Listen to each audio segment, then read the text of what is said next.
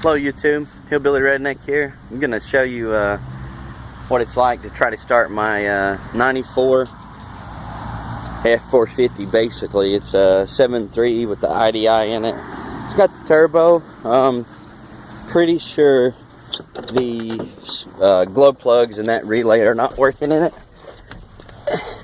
And the guy that had it before me ended up with a Group 31 battery in it and a trolling motor battery, so it takes it a minute to, sometimes I'll have to start it and it'll sound like it's going down, then I'll shut it off again and then try to start it again.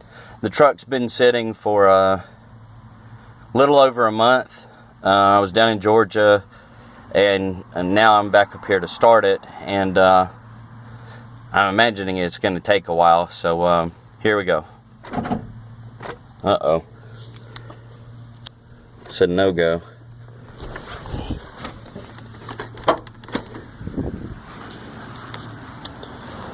So I guess I'll get the chance to show you these batteries.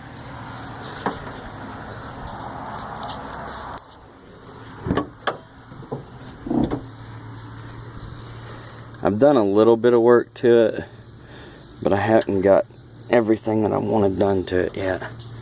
Obviously I need to replace these batteries. See, there's a Group 31, and then this is a trolling motor battery. And it's just pointless. The engine was rebuilt about 10,000 miles ago, and the guy that done it, I think he done a good job on it.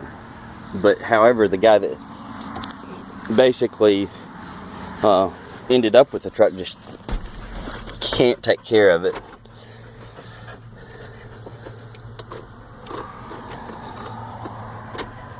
Huh. Well, I guess this may be a fail. Okay, so I think it's gonna give us a shot this time. Nope, I lied. Okay, so I'm gonna chalk this up as a fail.